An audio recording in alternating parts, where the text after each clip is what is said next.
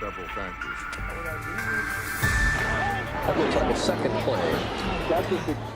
Ett topphemligt underrättelseprogram.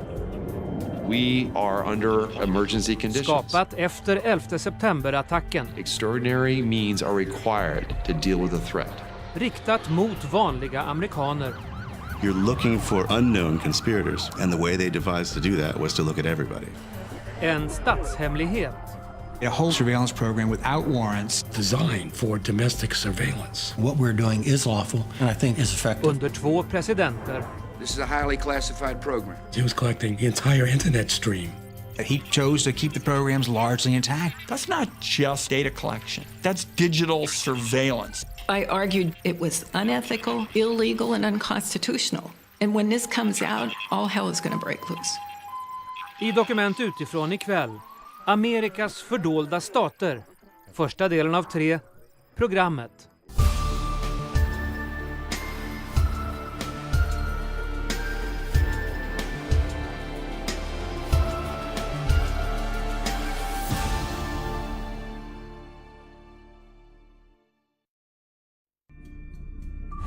Det mest omfattande avslöjandet av amerikanska statshemligheter någonsin inleddes i december 2012 med ett mejl till en IP-adress i Rio de Janeiro.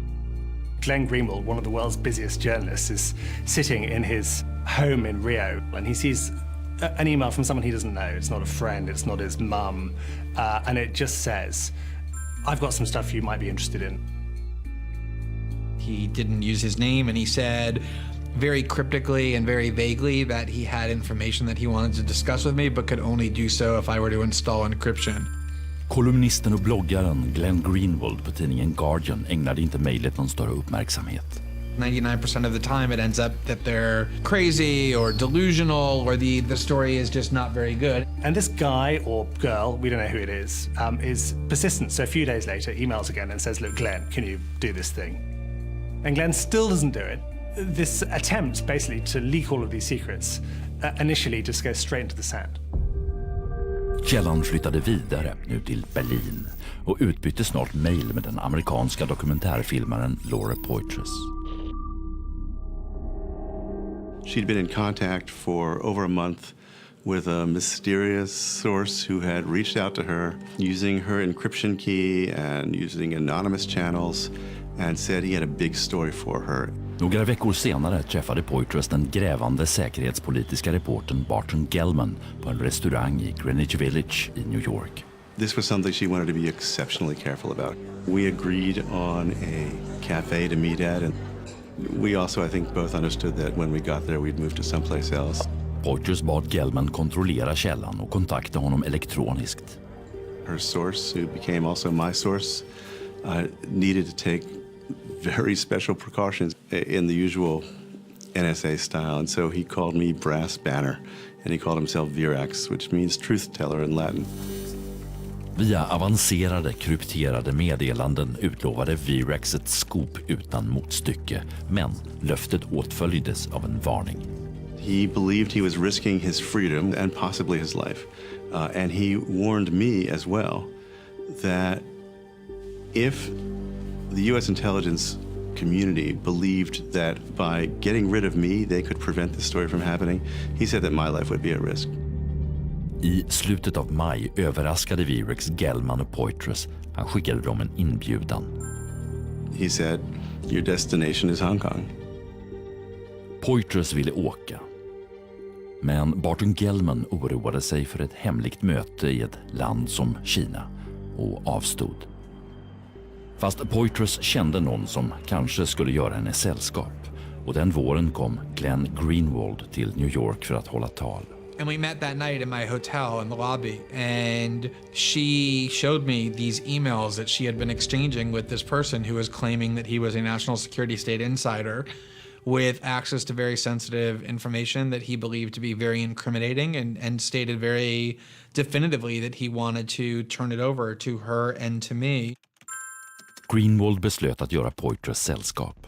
We all knew that this was incredibly risky and uncertain, but the story had to be reported.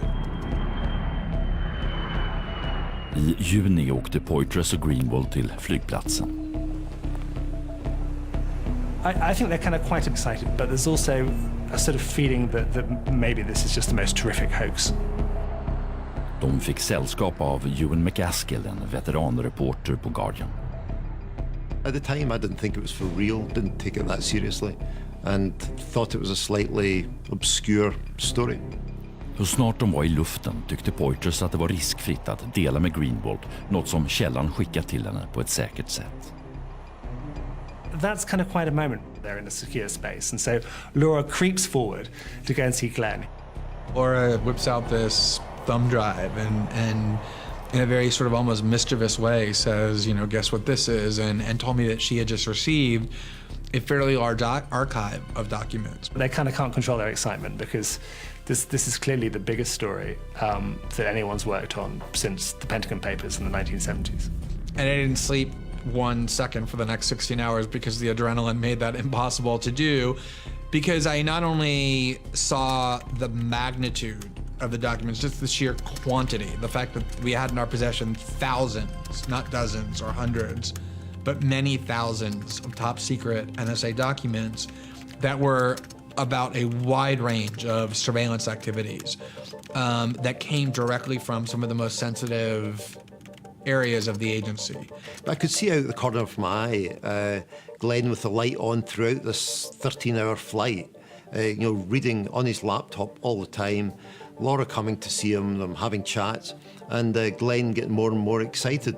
We essentially couldn't believe what it was that we had, and that was really the first time I think I fully understood that this was going to be unlike any other story really ever in American journalism or politics.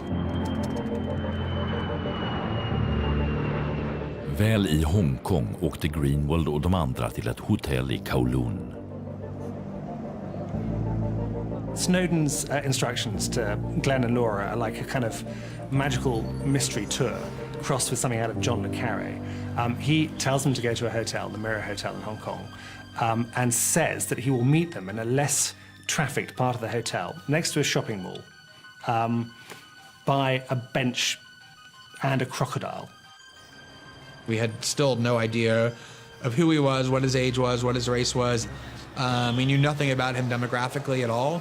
And so the plan that he picked was that he would be holding a Rubik's Cube in his hand so that when he entered the room, we would immediately know who he was.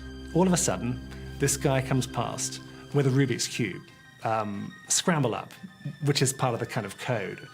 But the man before them is not what they expected. They expected some grizzled CIA veteran wearing a blue blazer, maybe with a bit of dandruff, with a tie, receding grey hair, and they get this callow, sort of thin-limbed student type who looks as if he's just out of high school.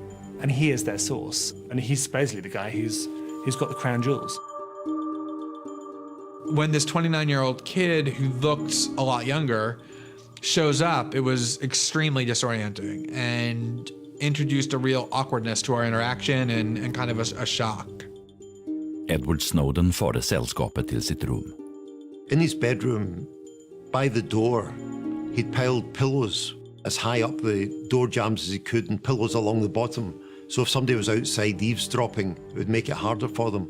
There was always this kind of uncertainty, one might even say danger, hovering over the room, especially for the first few days, because we didn't know what the NSA knew about what he was doing. So we thought it was very possible that the door could be barged down at any moment and someone could enter to arrest Snowden. De frågade ingående ut Snowden i flera dagar. Vid ett tillfälle skickade Guardian-reportern Ewan McCaskill ett meddelande till Janine Gibson, hans chefredaktör i New York. Janine knew that I liked Guinness, so she said, if Snowden is for real, send me a message and just say the Guinness is good. And I was 100% sure that Snowden and the documents were for real. I sent a message to Janine saying the Guinness is good. Snowdens dokument avslöjade historien bakom och detaljerna om en av USAs mest välbevarade hemligheter. Det kallades Programmet.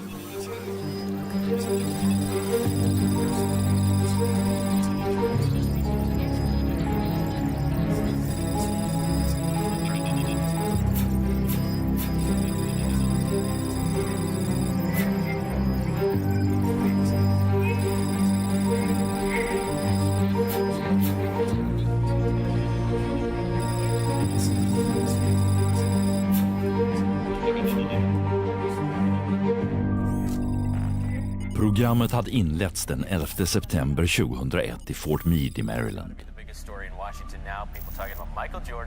Där ligger högkvarteret för National Security Agency, NSA. I'm in my office. Remember the day? Brilliantly clear day, clear blue skies.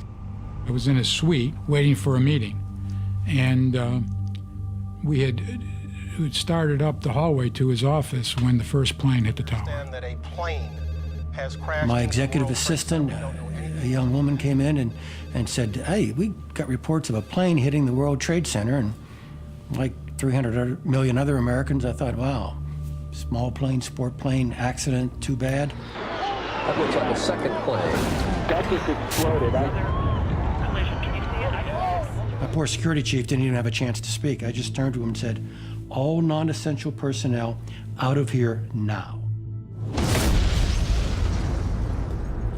Oh my goodness, there is smoke pouring out of the Pentagon.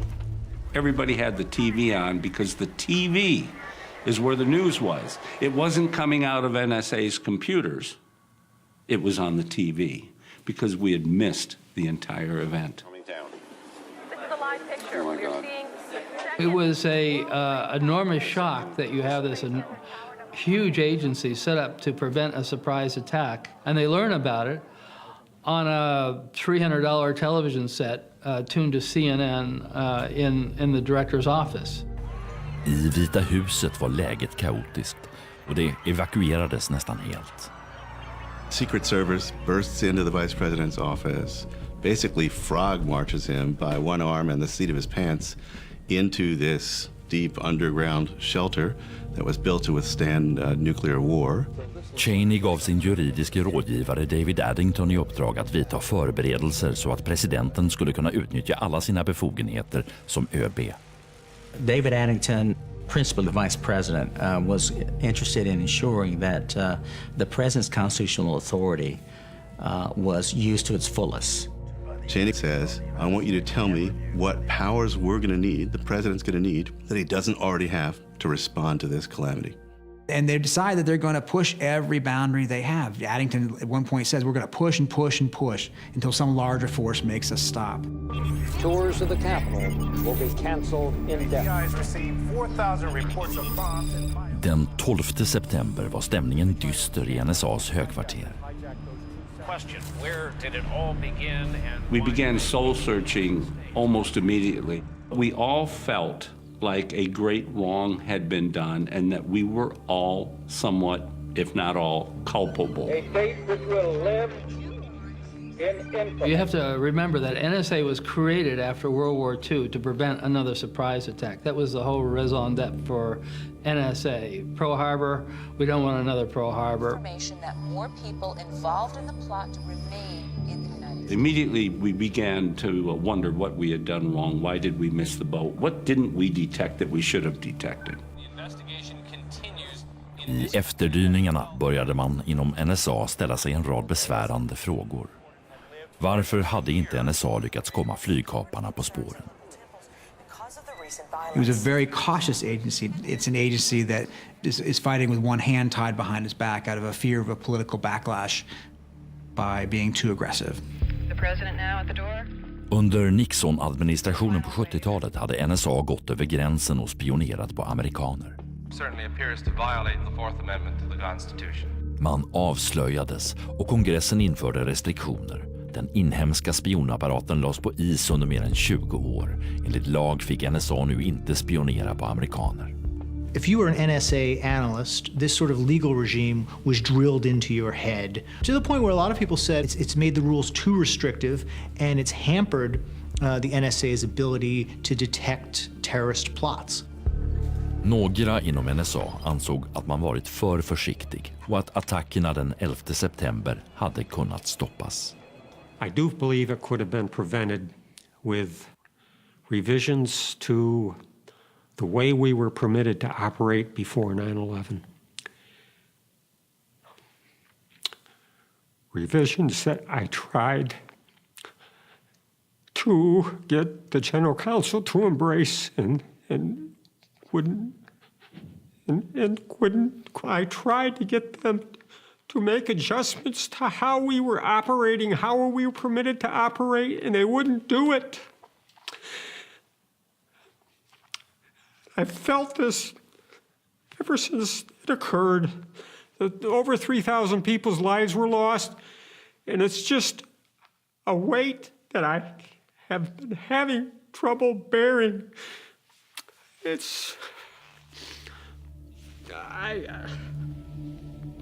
I'm sorry.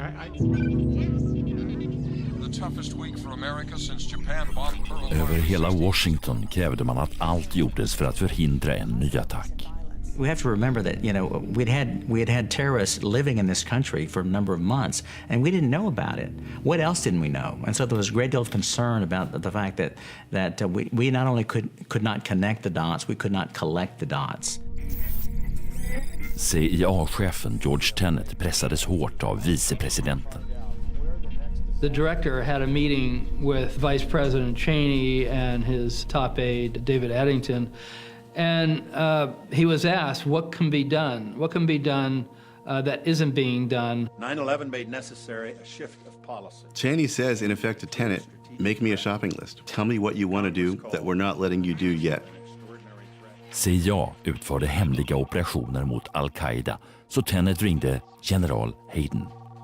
George calls me and says, Mike, any more you can do? I said, George, no, not within my authorities, not within my current authorities. And he paused and said, that's not actually the question I asked you. Is there anything more you could do? I said, I'll get back to you. Hayden fattade galoppen och i NSAs högkvarter spred han budskapet. Ta av er boxhandskarna. Föreslå en aggressiv plan. And they asked me, is there anything that we had that could have prevented 9/11? Loomis förklarade vad han ansåg var nödvändigt. Att NSA måste börja övervaka utländsk internettrafik som passerade USA. The U.S. internet hubs handle so much of the worldwide internet traffic. So I said, let us allow collection between U.S. and foreign to U.S. against the terrorism problem. Men andra inom NSA föreslog en långt mer omfattande datainsamling. What they propose to do is create a whole new surveillance program without warrants, trapping all sorts of information, taking advantage of the fact that modern communication trunk lines tend to come through the United States. The idea of this program was you're looking for unknown conspirators, and the way they devised to do that was to look at everybody. Det var ett förslag som Hayden kunde presentera för vicepresidenten och han begav sig till Washington för att lägga fram det. Det skulle bli hans första möte i ovala rummet. Prior to 9/11, I don't think I knew General Hayden. I probably knew his name. I doubt that the president knew his name. It's a very big change for the director of NSA to suddenly have all this attention from senior officials in the White House and so forth, and I'm sure it had a major impact on Hayden. Presidenten var välinformerad. Han la armen om general Hayden och tilltalade honom med hans smeknamn från ungdomen, Mikey. So I walk in to see the president. It's the president and the vice president in the room. Almost certainly Condi was there as the national security advisor. Andy Card would have been there. Cheney suggests a question, and George Bush asks it. What would you like to do that you can't already do that would help prevent another 9/11? Hayden presenterade en översikt av programmet. Man skulle samla in data om flera 100 miljoner amerikaners telefonsamtal och internetanvändning och sen söka efter misstänkta kopplingar. Men han oroade sig för om det var lagligt. And the first thing he says to me is, Mike, I understand your concerns, but there's some things we're going to have to do. And I think I have the authority to authorize you to do the things that you've outlined. president says, go. I want you to go develop a program, come back to me. We got the lawyers working on it. But you have my order. We're going to do this. När Hayden lämnade Vita huset visste han att programmet skulle bli kontroversiellt. No president had authorized it prior to this time. And Michael Hayden goes home after briefing the president and the vice president about his ideas for expanding surveillance, and he takes a walk with his wife. And she said, what's on your mind? I said, well, we're going to go do something here. And I didn't go into any details. We're going to do something. One day it's going to be public. And when it gets public, it's going to be very controversial. And the people doing it are going to be swept into this thing. She said, huh? Is it the right thing to do? I said, yeah, I think so. She said, okay, we'll deal with that when it comes. I ett hemligt möte med Cheney den 4 oktober godkände presidenten programmet. That order is written by David Addington, the vice president's lawyer. It's not written by the president's lawyer. And this is not only unusual, but probably unique in the history of major U.S. intelligence operations, is written by the vice president's lawyer and stored in his own safe. Addingtons arbetsrum låg i Old Executive Office Building alldeles intill Vita huset. This order is one of the most closely kept secrets of the Bush-Cheney administration for 4 years. It kept so secret that many people involved in national security inside the White House and the government don't know about it. Addington åkte personligen till Fort Meade med en kopia av det hemliga dokumentet. He said, I'm coming out. I'll be there in about 30 minutes. Hand carried. This was very closely guarded that we were doing this. He comes onto the campus at Fort Meade, up to the top deck, and hands me the order. Det skulle bli general Haydens mest välbevarade hemlighet. Bara en handfull NSA-anställda visste vad presidenten hade godkänt. De flesta var ovetande, inklusive Thomas Drake, en av cheferna på NSA. My first day reporting on the job was the morning of 9/11. He had been in the military. He'd been in the Air Force. He's devoted his life to national security issues. He's a computer genius of a sort. Drake hade ingen aning om vad som försiggått mellan Hayden och Vita huset. Han hade fått en annan uppgift. I was actually charged to find whatever you've got in the labs, whatever you've got in your agency, even if it's not operational, put it into the fight. We need it. It might help us. We need to deal with the threat. Men enligt det regelverk Drake trodde att han måste följa så fick det han hittade inte kränka amerikanska medborgares integritet. Han började inventera NSAs hemliga forsknings- och utvecklingsprogram. And he stumbles into sort of a skunk works, and he discovers that there was actually a program before 9/11 that could have, as they said, eavesdropped on the entire world. It's called Thin Thread. Thin Thread var ett program som kunde samla in och sortera enorma mängder data om telefon- och e-posttrafik. Det hade konstruerats av Bill Binney, en erfaren kryptoexpert och matematiker. The whole idea was to build networks around the world of everybody and who they communicate with. Then you could isolate all the groups of terrorists. Once you could do that, you could use that metadata to select that information from all those tens of terabytes going by. Men för att säkerställa att NSA inte spionerade på amerikanska medborgare hade Binney och de andra analytikerna byggt in ett skydd för den personliga integriteten. It anonymizes who it's listening in on unless there's a court warrant that makes the identity of that person clear. If you knew that it was U.S. person related, it would be automatically encrypted. That was part of the design of Thin Thread. It had a data privacy section that was working very well, protecting citizens and innocent people by encrypting the data and not allowing analysts to look at it even. Drake blev alldeles till sig. Experimentprogrammet kunde hantera enorma mängder data, men krypteringen skulle skydda enskilda amerikaners integritet. Han la fram det för ledningen.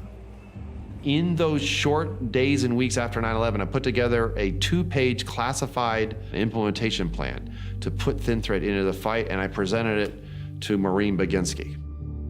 Baginski var Drakes närmaste chef och innehade den 3:e högsta chefspositionen på NSA. It took a while to get any kind of response. He felt there was something strange going on. She would refuse to see me. None of her responses were ever electronic. None of her responses were in a form that would be recorded or saved. Finally, he wrote a memo, sent it to her, and instead of responding electronically, which would have been normal, she wrote in a big black felt pen. It was kind of a modified cursive, and she said they've gone with a different program. When Drake asked her what this other solution was, she said, "I'm sorry, I can't tell you." Det visade sig snart att något mycket större var på gång. They started seeing stacks of servers piled in corners and so forth. So we had to walk away around all this hardware that was piling up out there. And so we knew, something was happening. All of a sudden, people who normally would communicate with each other were keeping secret this new operation of some sort. Flera dussin NSA-anställda fick underteckna en tystnadsförpliktelse, men inom kort läcktes flera detaljer till Drake. I had people coming to me with grave concerns about what are we doing, Tom? I thought we're supposed to have a warrant. I'm being directed to deploy what's normally foreign intelligence, outward-facing equipment. I'm being now directed to place it on internal networks. Samtidigt hörde Bill Binney och teamet kring Thin Thread att programmet faktiskt använde sig av Thin Thread, men utan dess integritetsskydd. What they're hearing is that the program they designed is in some form being put into use, but without the protections that they had designed in. What they did was they got rid of the section of the code that encrypted any of the attributes of U.S. citizens. Ed Loomis hade velat satsa på något mer slagkraftigt, men också han förvånades över hur långt NSA var villigt att gå. I just refused to believe, after all I had been through for 37 years, that all of a sudden things would change and they'd go back to the old ways, back to the early 70s. I didn't believe that they could possibly have just flip-flopped and gone 180 degrees the other way. I just didn't believe it. För teamet kring Thin Thread föreföll datainsamling utan tillstånd som ett direkt brott mot det regelverk man hade följt i åratal. All these years, having grown up, you never spy on Americans. We had suddenly become criminals by association. The agency had gone down a path that we had been preached to. You never do. We were very, very, very concerned. Och det faktum att deras Thin Thread-system hade införlivats i programmet var droppen. We said we can't stick around and be a party to this. We can't be an accessory to all these crimes, so we have to get out. I slutet av oktober 2001 slutade Bill Binney, Kirk Wiebe och Ed Loomis på NSA i tysthet, men Tom Drake stannade.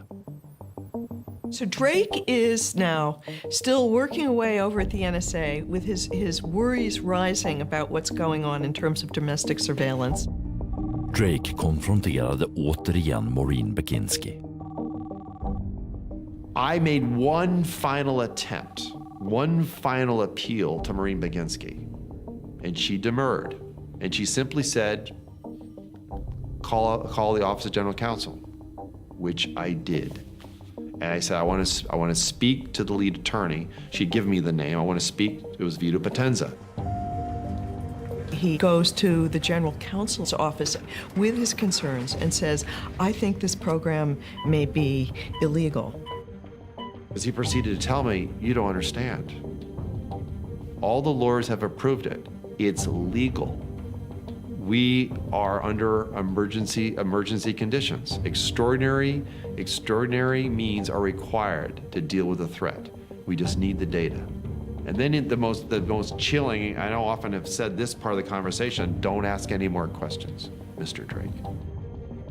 If he came to me, someone who was not read into the program, right, and not a part of what we were doing, and told me that we were running amok, essentially, and violating the Constitution, and it was in that time frame when there was an awful lot going on and we were all worried about the next attack.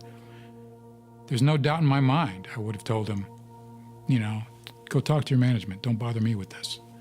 I mean, the minute he said, if he did say, you're using this to violate the Constitution, I probably would have stopped the conversation at that point, quite frankly.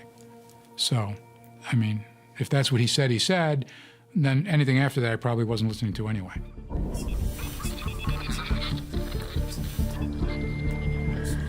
Programmet fortsatte att växa. Landets största teleoperatörer överlämnade nu i hemlighet de privata samtalsloggarna för miljontals amerikaner till NSA. Tom Drake kom ingen vart inom organisationen. Men den hösten tog Bill Binney ett drastiskt steg. Han beslöt att bli visselblåsare och underrätta kongressen. The next move is to try to get some cooperation from Congress, from the Senate and House Intelligence Committees.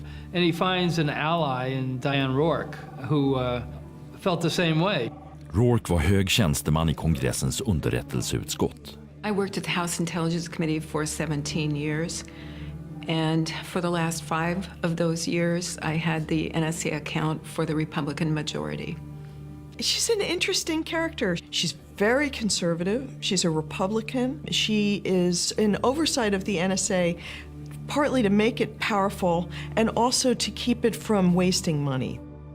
Porter Goss var Rourkes chef. Han var mäktig ordförande i representanthusets underrättelseutskott och blivande CIA-chef. Diane is the go-to girl on the House Permanent Select Committee on matters dealing with NSA. So she spent a fair amount of time at NSA. She knew personnel out there. Binney och Rourke kom överens om att det var säkrast att inte träffas på hennes arbetsrum i kongressen. Bill came to me at my house and told me that part of their system, their thin thread system, was being used for collection of domestic communications in a dragnet fashion, collection on everybody. So Diane says they have gone rogue, That was her point, that she thought they were gone rogue. I was aghast. I was absolutely aghast because NSA had this, because this constituted a complete reversal of NSA policy. Rourke is a very feisty woman. She was just certain that there was no way that this program was legal. And she said, and if the NSA officials are breaking the law, I am gonna fry them. Rourke började skicka en rad PM med svidande kritik till ledarna i representanthusets underrättelseutskott. Diane, very capable, so good that she pierced the veil of a program that she was not briefed on, not cleared for, but knew something was going on. I updated them on what was going on, explained to them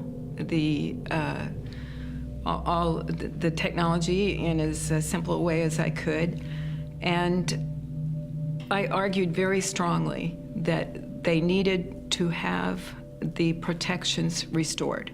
I told them that if the administration refused to do this, they should insist that the system be stopped.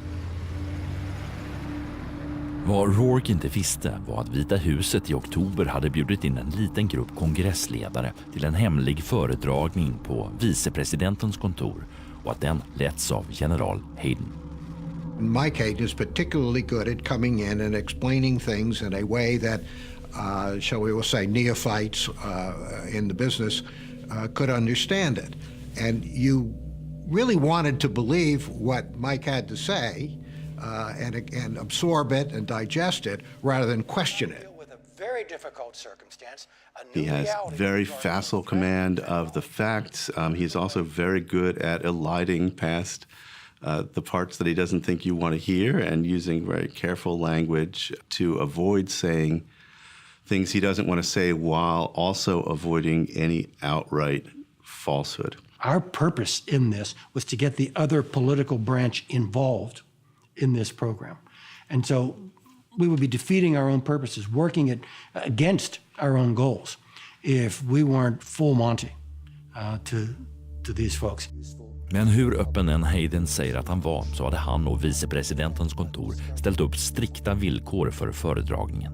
You have the individual senator or member of Congress who's brought in and read into a program. They're not allowed to bring any staff with them.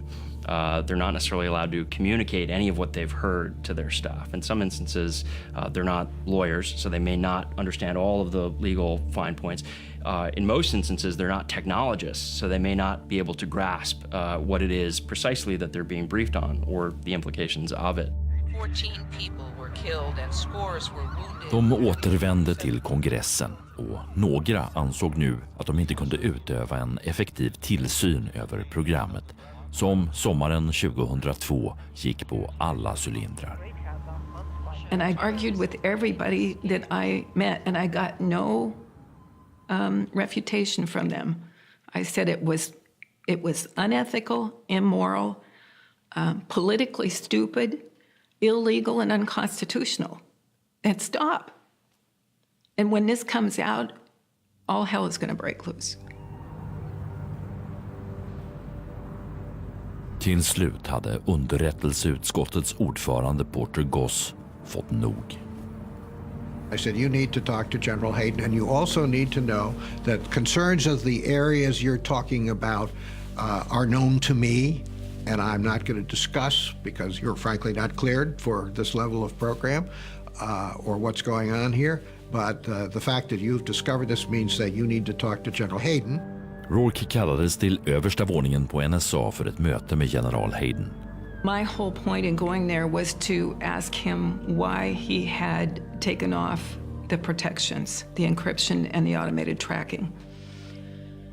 I asked this any number of times, and he always evaded answering. And I finally just decided I was not going to leave the room until I got an answer. And so I kept asking. And so about the fifth time, he looked down, and I remember he could not look me in the eye. And he said, "We have the power. We don't need them." And he made clear that the power he's referring to was the Commander-in-Chief's wartime authority. It's awkward for me having the conversation because she's not been briefed on the program. All right, so to a certain level of detail, I simply respond that I disagree with both of her conclusions. That I think what we're doing is lawful, and I think what it is we're doing is effective. And if I knew of a better way of doing it, I would do that too. Toward the end of the meeting, General Hayden made it pretty clear that he wanted me to stop lobbying against the program. I said, look, and Diane, this is going to become public. And when it becomes public, you can argue your point and I can argue mine. And so instead of allaying my concerns, this actually made me far more worried. It was clear to me that he didn't like my talking to other people in the executive branch and on the House Intelligence Committee and trying to convince them to put controls on the program. För stunden var Haydens hemlighet säker.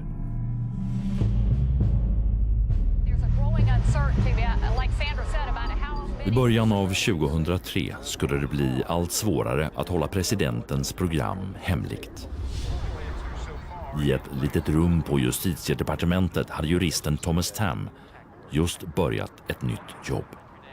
I went in with a lot of patriotic fervor. I work with agents, FBI agents primarily, to try and develop intelligence about people that we thought were foreign agents or terrorists. He came from a family of FBI agents, but not just any FBI agents. His uncle was one of the top aides to J. Edgar Hoover. His father had also been a senior official under J. Edgar Hoover. Tem skulle samarbeta med en av de mest hemlighetsfulla institutionerna i Washington, den så kallade FISA-domstolen som avgör om övervakning får äga rum inom USA. It was on the 6th floor and only one elevator went up there. And it was literally in a bank vault because they were worried about the Soviet Union, overhearing what was going on. Good evening. President Nixon reportedly will announce his resignation tonight. FISA-domstolen hade inrättats för att fungera som vakthund efter avslöjanden om att NSA under president Nixon hade spionerat på amerikaner. When that came out, you saw a period of reform like none other we'd seen, like nothing we'd seen before then and frankly nothing since. Efter reformerna kunde NSA ägna sig åt övervakning inom USA bara om FISA-domstolen gav sitt tillstånd. You can turn your ears outward, but not inward. You can listen all you want abroad, but you really cannot do that to Americans unless you have a warrant. Inom justitiedepartementet var det Thomas Tams uppgift att förbereda de tillståndsansökningar FISA-domstolen skulle avgöra. The law specifically said that if you didn't go through the court, you were committing a federal felony. Men när Tam började arbeta med terrorismrelaterade fall upptäckte han något som överraskade honom. Belägg för programmet. There are references to wiretaps and information that hadn't come through FISA warrants. So the question is, where did they come from? Where did the government get this information? Tam märkte att knappt någon inom justitiedepartementet kände till detaljerna om vad som pågick. I asked a supervisor of mine if she knew what the program was about, and she told me that she just assumed that what we were doing was illegal, and she didn't want to ask any questions. Tam blev bekymrad. They were conducting electronic surveillance without getting warrants, and using that information then to develop probable cause and basically not informing the court of the source of the information. About that, it would be classified. Tam och de andra på departementet var ovetande om den hemliga presidentordern och undrade om justitieminister Ashcroft höll på med något olagligt. It just kind of ate away at me and kind of came to a head when I ran into one of the deputies of the unit who said that there was a chance that for the first time ever that a sitting attorney general would be indicted. Tam säger att han utan framgång försökte ta upp frågorna med sina överordnade. He was quite disturbed by that. Was quite disturbed that he wasn't getting answers to the questions he was asking. Till slut beslöt Tam att ta ett riskabelt steg. Han begav sig till kongressen för ett hemligt möte med en mäktig stabstjänsteman i senaten. I said, does Congress know what we're doing with regard to this program? And she said she couldn't tell me. I said, well, then I think, maybe I will go to the press. And I remember her last comment was, Tom, whistleblowers frequently don't end up very well. And I told her, yeah, I understood that. In Baghdad, a bomb last night set... Hösten 2003 blev Vita huset inblandat i tillsättningen av en viktig post på justitiedepartementet. The Justice Department needs a new head of the Office of Legal Counsel, which is a very powerful position. Cheney and Addington get together and say, who should we pick? David Addington hade en kandidat för jobbet i tankarna, Jack Goldsmith. Jack Goldsmith is impeccably credentialed, member of the Federalist Societies, well known and liked in the conservative movement. David Addington calls Goldsmith in and interrogates him about a few of his lesser known positions and what would you think about this or that, and he's convinced Goldsmith, like he himself, is a true believer and is going to be making the right decisions. Med Addingtons välsignelse blev Goldsmith ny chef för den juridiska avdelningen med ansvar för att granska lagligheten i administrationens hemligaste operationer. I was being briefed into a lot of programs, classified programs, counterterrorism programs. I was extraordinarily naive. I had a sense that this was an important job. I did not have a full sense of the nature of the issues or the pace. Inom kort var Goldsmith på väg till Addington. Det var dags att få kännedom om programmet. Jack, like most of the others who are briefed on this, walks into Addington's office, which he regards as a little bit peculiar. What's this doing in Vice President's lawyer's office? Addington opens the safe, pulls it out. There's the red cover. It says Top Secret /SI/comment/Stellar Wind, the cover name for this program. Under läsningen av dokumentet började Goldsmith få betänkligheter. The program was an example of the administration going it alone in secret based on inadequate legal reasoning and flawed legal opinions. Goldsmith upptäckte att NSA, som en del av programmet, hade samlat in data om tiotals miljoner amerikaners e-post. He said you can't justify the email collection. It is on its face a clear violation of the Fourth Amendment and perhaps the First Amendment as well. Addington blev ursinnig över att Goldsmith ifrågasatte programmet och han lät honom veta det. He was very tough in making his arguments.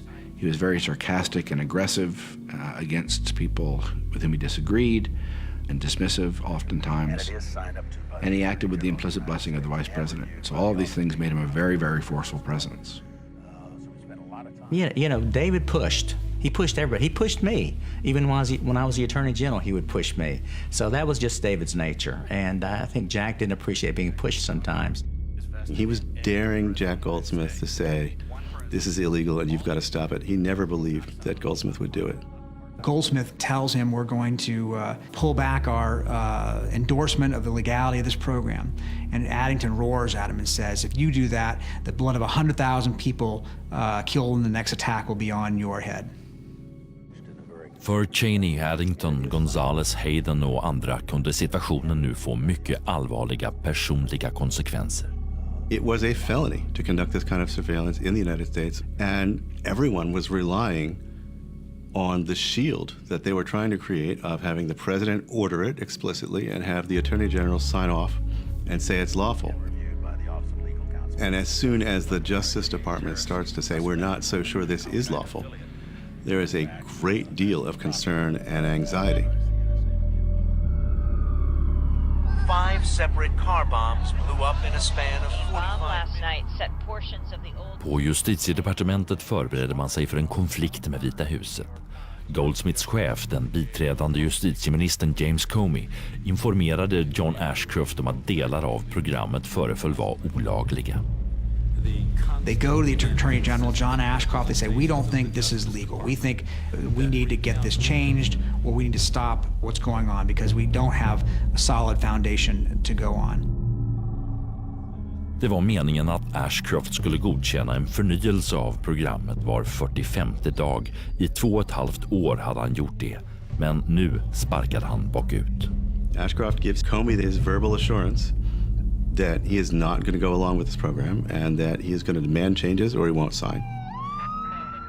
Men bara några timmar senare kollapsade justitieminister Ashcroft i akut bukspottkörtelinflammation. James Comey blev tillförordnad departementschef. Comey notifies the White House formally that he's not going to sign, and we're now within 48 hours of expiration of this program. Eftersom deadline närmade sig begav sig Alberto Gonzales, stabschefen Andrew Card och David Addington till John Ashcrofts rum på sjukhuset. Went to the West Wing, picked up David, who had the authorization. We get to the hospital, and I tell David to stay back because there's history between David and the Attorney General, and I didn't want to aggravate the Attorney General needlessly. Janet Ashcroft, the Attorney General's wife, is very alarmed. She calls up Ashcroft's chief of staff and says, oh my God, they're coming over. Ashcroft's chief of staff calls Comey, the deputy. Comey is in a car on his way home. He has the driver make an actual U-turn. They slap the flasher and the siren on, and he heads over to that hospital as fast as he can go. It was the evening, about 8 o'clock, and I got a call from the Justice Department Command Center. So I rushed to the hospital, double parked, ran up the stairs. Goldsmith och Comey väntade i Ashcrofts rum. He had tubes going in and out of him. He looked ashen. And I actually thought he looked near death. I thought he looked just terrible. In walked Alberto Gonzales, the White House counsel, and Andrew Card, the President's Chief of Staff. We get to the hospital, and General Ashcroft is laying in bed, and as soon as we got there, I said nothing other than, sorry, you're feeling bad. And Judge Gonzales said, we brought the document, here's the document. Attorney General Ashcroft kind of lifted himself, he arose from the bed, kind of lifted himself up and gave about a 2 or 3 minute speech or talk or address to Gonzales and Card, in which he basically, I can't get into the details, but he showed enormous, unbelievable clarity about what the issues were and what was going on, and he explained why he also would not approve the program, and he read them a bit of the Riot Act, and then he said, at the end of all this, he said, in any event, I'm not the Attorney General now, Jim Comey is, because Jim Comey was the acting Attorney General. And with that extraordinary performance, and it was just an amazing, one of the most amazing things I've ever seen in my life, because he went from seeming, near death to having this amazing moment of clarity.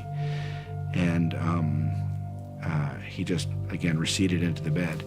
And I really worried at that point that he was going to expire. And it looked like he gave it the last of his energy. And so finally, when he repeats again that he's no longer the Attorney General and has finished talking, Andy and I just said, thank you. We'll raise this with the Deputy Attorney General. And we left.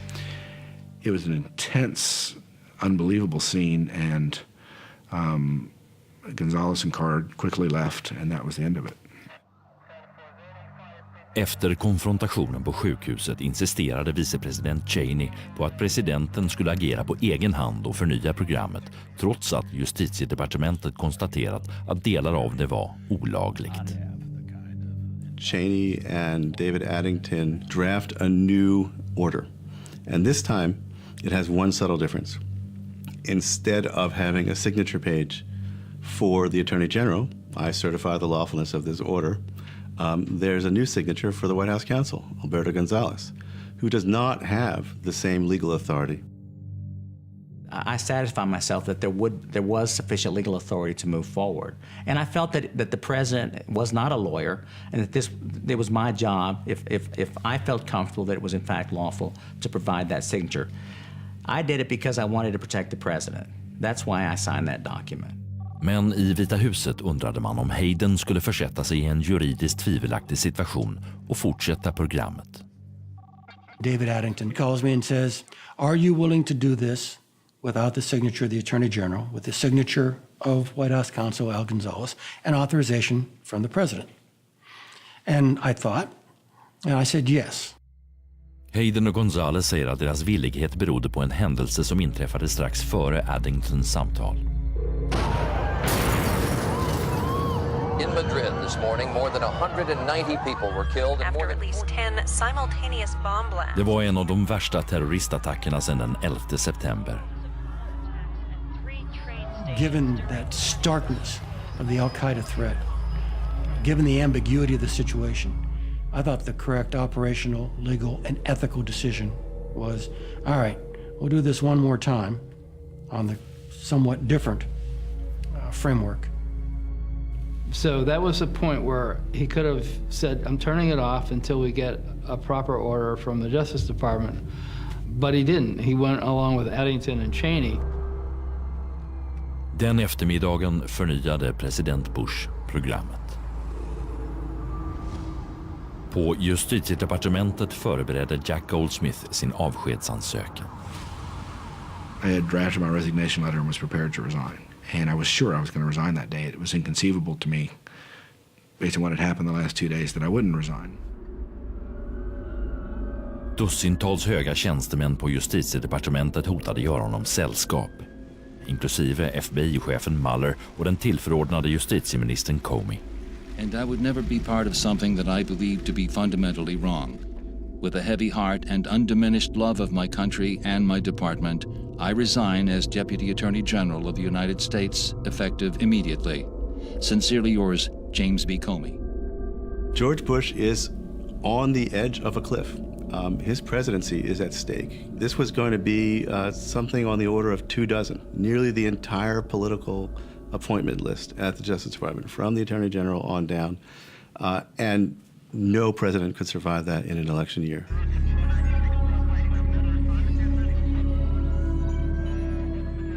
Nästa morgon bestämde sig presidenten för att ha ett privat samtal med den tillförordnade justitieministern Comey.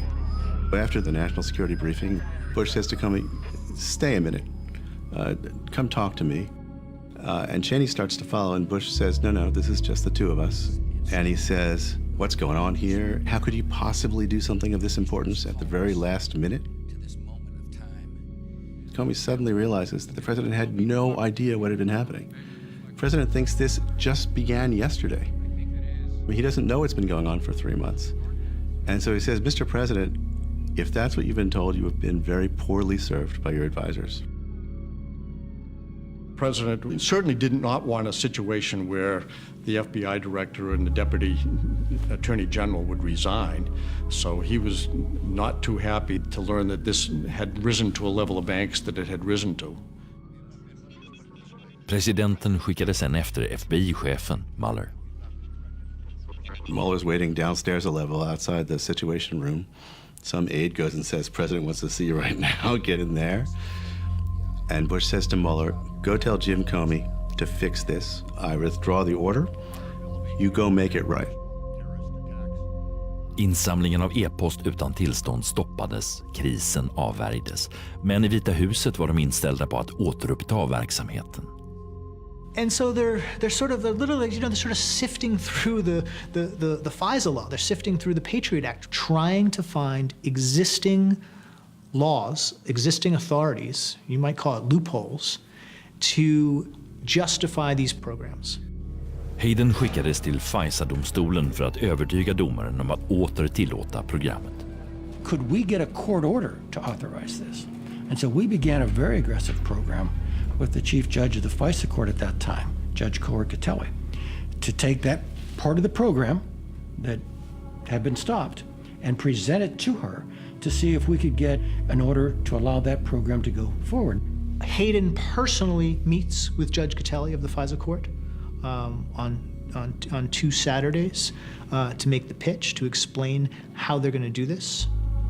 And Catelli eventually rules that this is legal, that the NSA can indeed collect all of the internet metadata going to and from the United States. And they use this authority that previously was used to trace numbers going to and from a single telephone for everybody. Color Catellis hemliga utslag vilade på en kontroversiell tolkning av ett 25 år gammalt fall i högsta domstolen. This was frankly a huge stretch. The idea that you could use this to justify the collection of trillions of pieces of internet metadata surprised a lot of people when it came out in the Snowden archives, but that's where they went. Programmet var nu igång igen och mer omfattande än någonsin.